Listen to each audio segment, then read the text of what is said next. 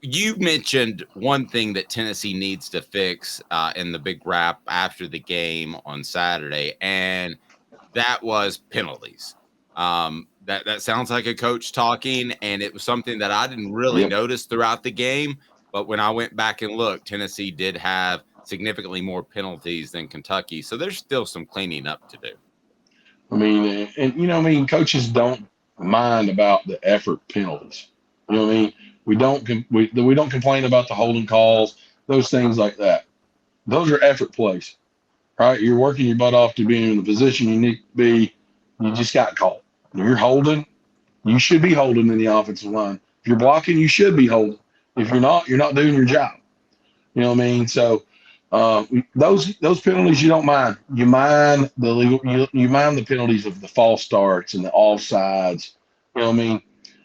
There's a time and place for PI, right? There's a time and place for it, but it's not always the case. You know what I mean? So a bad PI call, it's not good. You know what I mean? Those definitely can hurt you. Unsportsmanlike penalties. You know what I mean? The penalty that wears me out and is the mocking of the signal, the cadence, trying to draw people off sides. Look, offenses get to do that, right? He's not simulating the cadence. Yeah, everybody's using the clap. It doesn't mean he's using the clap for the cadence. He may be verbally saying the cadence, but it's still in clapping at the same time. Well, that's by rule. That is a penalty. I think that's the worst rule you could have. You know what I mean? We deal with it with people saying move, which can sound like go, right? Or shift or whatever. You know what I mean? So, but that doesn't get called, all the time. So it's one of those calls, man, I just let it go. Play ball. So we're talking about Elijah Herring with the clap. That's what you're referring to, right?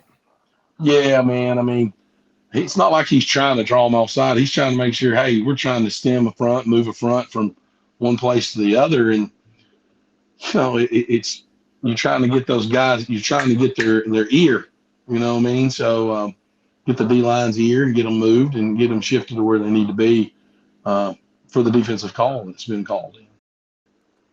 Well, just before I get going, we all know, Dave, we all know a hooker does not like the clap either. So it's the worst. Wow. That's one of those this morning. Like, wow.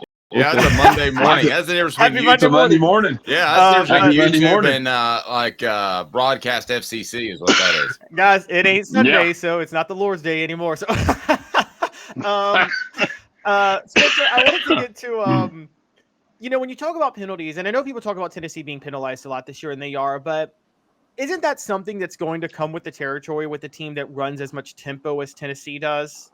When you run that type of tempo, aren't you naturally going to just be a team that don't you have to accept that you're going to have a few more offensive penalties than an average team would? Depends on what type of penalties you're talking about, Caleb. I mean, like the false starts, that's unacceptable. We know what the cadence is on offense. That's just unacceptable. That's lack of paying attention to detail. Now, running the football, the more times you run the football, the more chances are you get a holding call. Let's call it how it is. You know what I mean? And the guys who get called, the guys that are blocking on those little wide receiver screens, the hit screens out there, those receivers, they're in space, so they got to have their hands right. And as soon as the guy gets separation, you got to let them go, or they're going to hit you with a holding call. You know what I mean? But in the box, in the offensive line versus defensive line linebackers, you just got to play with your hands inside. You got to keep your feet moving. You can't take people to the ground. You know what I mean? That's just part of it. I don't think that's the case. I think you can clean those up and you can be pretty clean with that. You know what I mean? They've been at times you got to every officiating crew is different. And they're human error. There's a human part of this. Yes, they are human, just like we all are. They make mistakes. They see things a little different. Some may interpret the rule this way, some may not. For me, a great official is one you don't see or hear. You know what I mean? Let the game be played. If it's an obvious call, make the call. I get it. You know what I mean? If the hold doesn't affect the play, let the thing go. I mean, I don't complain about holding calls on our defensive defensive line on the backside of a play. He wasn't a factor in the play to begin with. You know what I mean? Now, if you're at the point of attack and you're getting held, that's where you really want to focus at as an official, is at the point of attack and see those calls be made.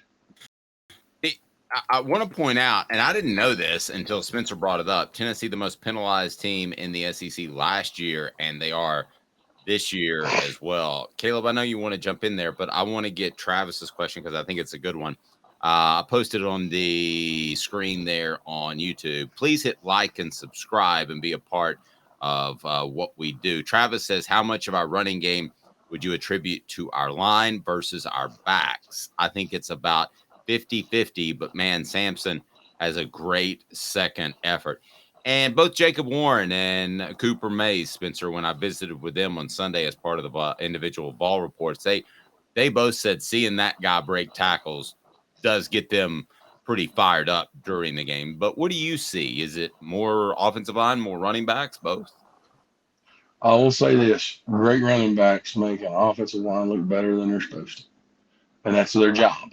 You know what I mean? You can be really good up front, but have a really good back that make you look outstanding. You can be an average group up front, and you got a talented special back that can make you look outstanding. But if you had an average back with an average offensive line, it means you're going to have an average run game. So, you know what I mean? You got to have guys that behind you being able to tote the rock. It's got great vision, being able to see it. Tennessee's got 3 really good backs, man. I mean, they're all talented. I mean, I think the Sampson kid, he's really special. You know what I mean? I think he's different from everybody else.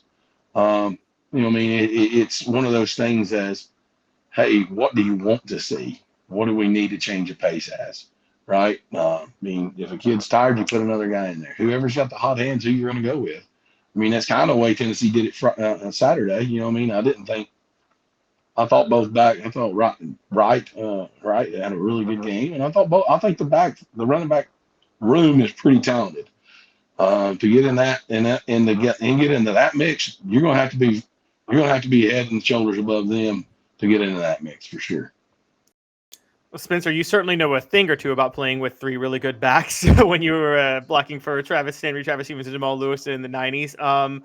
How much easier I know you talk about how much easier it gets, but how much easier does it get to where if the running backs start to tire defensive linemen out over time? I think of like with you guys that Arkansas game in 98, and it just looked like the blocks were so much easier to land in the fourth quarter after Arkansas was gassed having to tackle Travis Henry all game. Especially with Spencer saying, we're going to run it right there. Get ready. And he did so in the final drive against Arkansas. I love that story. So I mean, to answer the question is this: it makes it easy after you had a physical ball game in the 4 corner. Those 4 and 5 yard runs turn into 10 and 15 yard runs. You know, the 10, 15 yards turn into 20, 30 yard runs. You know what I mean? When you're physical and you're pounding people, they just get tired of tackling you, especially safeties. Safeties ain't used to being in that box. They don't like the physicality day in and day out because they like to cover passes.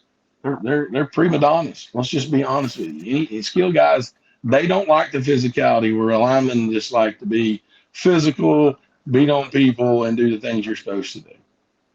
I want to ask you about Dylan Sampson and the way they're handling him now, because it's easy to say after what he did in the fourth quarter, oh, he should start playing more. But there's something about his game that's a really good changeup. How would you describe his impact and how it would be different if he were the starter, if he came out in the very first play of the game? Does it even matter? Your thoughts? I don't think it matters. The man's going to get his touches, so it doesn't matter. You know what I mean? That's kind of the way we are here. We got 3 very special backs here at Jefferson County. They're all going to get their touches at one point in time or another in the ball game. You know what I mean? We may do it differently. You know what I mean? We got one receiver, one running back who plays slot receiver. He had 200 yards total, all-purpose yards Friday night. I mean, come on now. I mean, we're trying to get him the ball any way we can. We had another back that had 157 yards rushing in 2 TDs. So You know what I mean? So it's about how do you get them the touches? You know what I mean? At the end of the day, if they're one of the better athletes, you got to find a place to put them. You know what I mean? If they're not as if your wide receivers aren't as skilled as some of those running backs that you think can make more explosive plays, find a way to put them into your game plan as a slot receiver or, you know what I mean, getting some two back stuff. Spencer, this question before I ask my own, Daniel said, should we be concerned with the lack of development in the offensive line room, or is that more of not having the right Jimmys and Joes? How would you keep the line from falling off a cliff next year? I think that's a legit question. Well, I think it has to do with Jimmys and Joes, a lot of it. You know what I mean? They have recruited much, much better. But prior to Coach Hopple's staff here, they didn't have a bunch of linemen. I'll just be honest with you. They weren't very physical. Let's put it that way. They may be talented, but they ain't very physical. There's a difference in talent and being physical. If you can be physical, that solves 90% of your lack of talent. Because I believe that in running the football, if you can just be more physical than the guy across from you, he may be more athletic. But let's get it in a phone booth and let's see how the athletic ability translates into moving the football, moving the pile. Let me ask you this as a coach. There comes a time when you have to, even if you don't want to, you have to say, this dude can't play. He's not a gamer. I love the kid to death, especially at the high school level. You've probably been there. Sure. And you're like, he just is not a gamer. We wondered about Dante Thornton. I've wondered about Joe Milton. Obviously, Tennessee's coaching staff stuck with them, had to some extent with Milton. And then you see them blossom, at least play a lot better in Dante Thornton's case and play really well in Joe Milton's case. How rewarding is that as a coach? I mean, that's what you want those kids to do day in and day out. You know what I mean? It's not like we want to see them not succeed. You know what I mean? We'd like to have the consistency. Let's be honest. We're looking for more consistency as coaches from your performance. You know what I mean? And with Joe Milton's case, I guess the consistency level in his passing game is what we're all looking for. I mean, you're being able to make those 5 to 10, 15-yard throws more consistent. You know what I mean? We know we can throw it 80 yards down the field. Bad part is when you throw it 80 yards down the field, you better have somebody who can run to go get it. I don't know if we got somebody to go run that fast to go down there and get it. You know what I mean? So it doesn't matter how far you can throw the football. It's about how consistent you can be delivering the football in a timely manner to the position and the spot that the receiver is going to be at. Spencer, sticking with that, how much of it is with players just kind of, you just talk about being physical. You recruit a player, you don't really know their intangibles, and then maybe their intangibles aren't where they need to be. Do you, if and that might be why they haven't really arrived or shown up, do you as a coach spend time do you try to coach intangibles, or does there come a point where you just say, I can't make you be physical. I can't make you want this. How do you go about that? You're right. You can't want it more than they do. Let's put it that way. Wow, that's a great that's a great line. You know that a kid has the ability, right? I've got one right now. Just got through talking to him in the hallway. I said, man, you got all the tools in the world. You're 6'5", 300 pounds.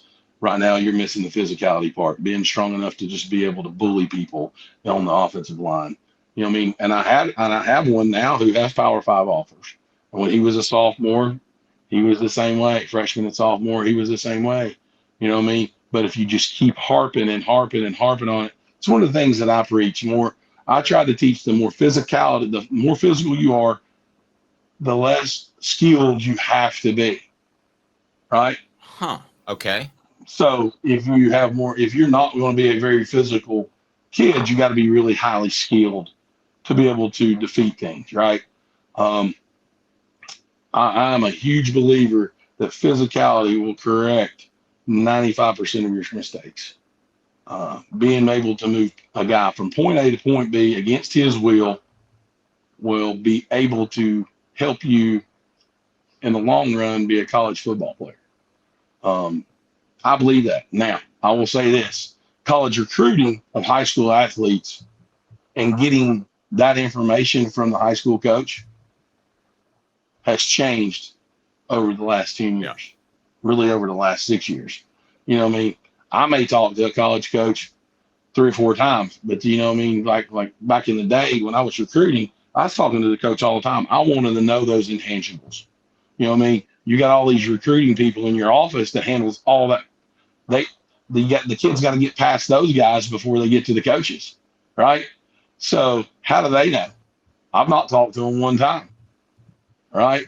I believe that. I mean, that's part of it. That's one of those things that, hey, you got to get in there and you got to find out and you got to dig into that kid. You know what I mean? If I'm going to spend that kind of money on a kid, I can't miss. You know what I mean? That's just being honest. You can't miss because that money, if you miss, it's sitting there. It's dead money because you ain't going to run him off because you're the one that made the mistake. Yep. Yeah. And you see some personnel decisions being made off of that. I mean, let's face it, if Tennessee had a walk-on come out of nowhere and beat Nico in practice, there's still a lot of pressure to play Nico next year. 100% because you got all this money invested in him. Yeah, absolutely. I mean, those are just those are absolutely the facts. I do think as far as the toughness thing that maybe I could link up Spencer and Addison Nichols. Just saying from what I hear from inside the program. Let me ask you about Joe Milton and his development. What did you see anything specifically in the Kentucky game that made you say, man, this guy's going to close out the year really, really strong? No, not really. Nothing being different than I've seen all year. I mean, I thought he was really confident. I thought he held his head high. I thought he carried himself well. I thought it looked like he was really prepared. So, I mean, I think that I thought he was just very confident in his abilities, right? You know what I mean? And you can see if somebody's confident or if they're fronting it. You know what I mean? If you've done it long enough, right? Now, sometimes the saying is you fake it till you make it, right? I mean, I think he's really starting to get comfortable where he's at and what we're asking him to do day in and day out. Great point. Caleb? Spencer, I guess from a mentality perspective with Tennessee, we talked about this in the first block. How big of a win do you think this was? I know it's just Kentucky, but there have been talks about them struggling. You said it. It's just Kentucky. You should beat Kentucky. You should beat Vanderbilt. Those. I mean, come on now. Those 90s. Those are givens, right? Those 90s Vols, y'all are like, nope. South Carolina, it don't matter. I don't want to hear this. I mean, it's Kentucky. Kentucky is Kentucky. So come on, Caleb. You got to come up with something better than that. Kentucky's. You don't think this was a hurdle that they overcame with Milton playing the way he did and the Kentucky coming off a bye and the issues of Tennessee playing on the road this year? No. You should go up there and beat Kentucky. It doesn't matter if you're 2-8. You should still go up there and beat Kentucky. Man, Spencer is I agree with Spence. I mean, I've had to cover recruiting in that state. And my goodness gracious, if you can find more than 3 kids that can play at a high level, and I don't knock high school kids, I'm not naming any names, but if you can find more than 3 kids that can play at a high level in Kentucky high school football, then you have done a major, major accomplishment. And Tennessee's able to recruit a totally different set of kids. So I'm with Spencer on that. I mean, and Spencer, there have been times, even during your era, that maybe going up there. They had really good players, right? I don't think they have the same type of talent that we do, right? Right. Now, look, I will say this: when we played them, we went up there and had a bunch of shootouts because they had a quarterback that was slaying all over the place. They were going to get their points, but they weren't going to match the physicality of us. And that was the end of the day. That's where Tennessee should always win, is in the physicality part of the ball game. No, I agree. And this football team had the bounce back factor of an emotional loss to Alabama. And I could just sense when I visited with Cooper the Sunday after the Alabama game that he was a little bit down. And I think that comes down to coaching, but it also comes down to leadership. But let me ask you, when you've suffered a heartbreaking loss, is it more internal leadership or is it more coaching that gets you up the next week? Well, I think it's a little bit of both, but you should never have to allow your coaches to get you motivated to go out and perform. That should be driven from within. Let's call it how it is. You're playing on the highest level. Every one of them's got egos, right? Your ego got hurt when you played Alabama. Your pride, your ego. Yep. You know what I mean?